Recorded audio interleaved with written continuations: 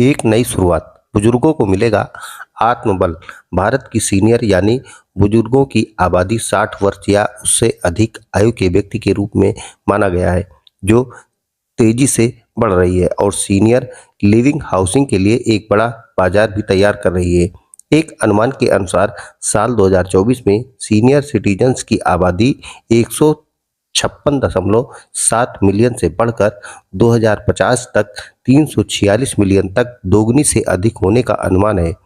बुजुर्गों की आबादी में आ रहा ये बदलाव भारत को दुनिया की दूसरी सबसे बड़ी बुजुर्ग आबादी का घर बना देगा, जो कई बड़ी और महत्वपूर्ण चुनौतियों के साथ साथ कई सारे नए अवसर भी पैदा करेगा। दिल्ली में आयोजित कार्यक्रम के दौरान सामाजिक न्याय एवं अधिकारिता मंत्रालय के सचिव अमित यादव ने कहा, सभी के लिए सुरक्षा सुनिश्चित करना, विशेष रूप से वरिष्ठ नागरिकों जैसी कमजोर आबादी के लिए सर्वोच्च प्राथमिकता है। इसमें न केवल शारीरिक सुरक्षा बल्कि वित्तीय सुरक्षा, साइबर अपराधों से बचाव और मानसिक स्वास्थ्य को संबोधित करना भी शामिल है। इन चिंताओं को दूर करने के लिए सरकारी एजेंसियों, पुलिस विभागों और विभिन्न हितधारकों के बीच सहयोग महत्वपूर्ण है।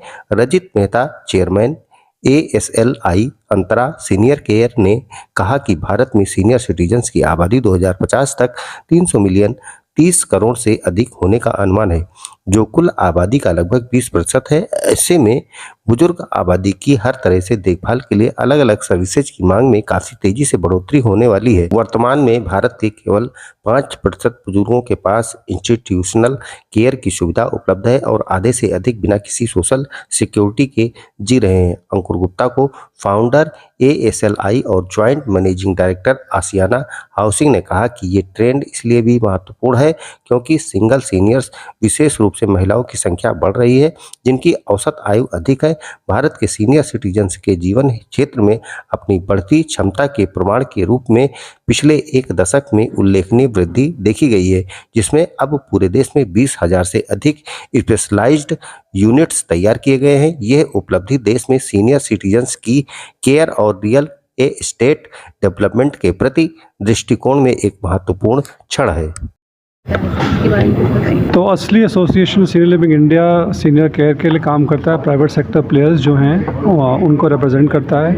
हमारा मकसद है कि हम सेक्टर को ठीक से डेवलप कर पाएँ, तो जो पॉलिसीज़ चाहिए, रेगुलेशंस चाहिए, गवर्नमेंट से काम करें, एडवोकेसी करें।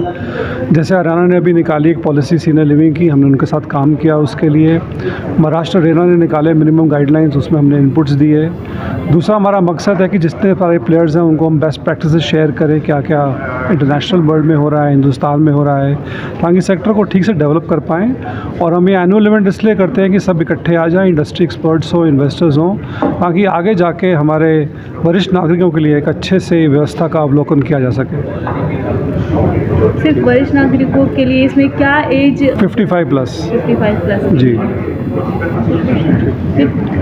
क्या सूत्रें रहेंगी इस फेस्ट में? सॉरी, क्या बोल रहे हैं? इस बार अगर बात किया जाए 2024 में जो असली एजेंसी का फेस्ट जो हो रहा है, उसमें अगर बात कर लिया जाए सीनियर सिटीजन को लेकर क्या आने वाले वक्त की जो है सुविधाएं दी जाएंगी और क्या क्या योजनाएं रहेंगी? देखिए, सीनियर लिविंग जो है, सीनियर केयर, ये पूरा एक सेगमेंट है जिसमें इंडिपेंडेंट जो है, जो 60 हो गया लेकिन इंडिपेंडेंट है, उसको लेके 80-85 मतलब जिसको एवरी डे हर टाइम एक सपोर्ट चाहिए।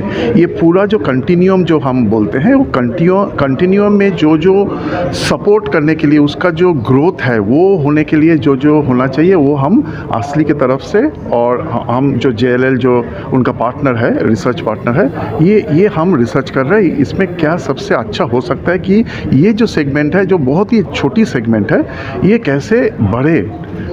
अभी जो पेनिट्रेशन है वो 1.3% है। हम ये उम्मीद कर रहे हैं कि 2030 में ये 2.5% पेनिट्रेशन होगा। लेकिन आप अगर ग्लोबली देखोगे, आज के दिन 6-7% है उसका पेनिट्रेशन।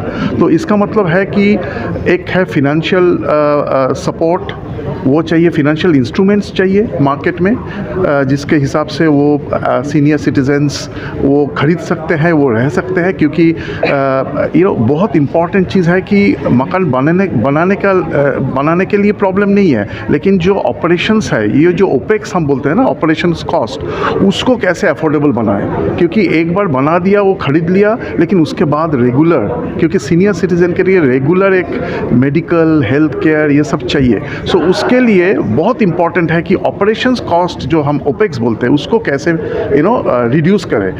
क्योंकि वो रिड्यूस करेंगे तो ही मेरे ख्याल से ये पेनिट्रेशन बढ़ेगा और अफोर्डेबिलिटी बढ़ेगा, और इसका क्या होगा कि जो सीनियर सिटीज़न, जो सीनियर केयर एंटायर जो कंटिन्यूम है, ये अफोर्डेबल हो पाएगा। लेकिन इसमें 2-4 साल 5 साल का बात नहीं है, ये मिनिमम ऑफ 10-15 ईयर्स का एक हॉराइजन लेके मैं चल रहा हूँ। नमस्कार, मैं ललित गुप्ता। अगर हमारा ये वीडियो आपको अच्छा लगा तो इसे लाइक व शेयर ज़रूर करें, और हाँ, कमेंट करके ज़रूर बताएं कि आपको हमारा ये वीडियो कैसा लगा। यदि आपने हमारा ये चैनल सब्सक्राइब नहीं किया तो ज़रूर करें, ताकि देश दुनिया की कोई खबर मिस ना करें। स्वस्थ रहने के लिए इस्तेमाल करें अयोध्या धाम का श्री राम नाम स्पेशल निरोगी चूर्ण और बुकनों।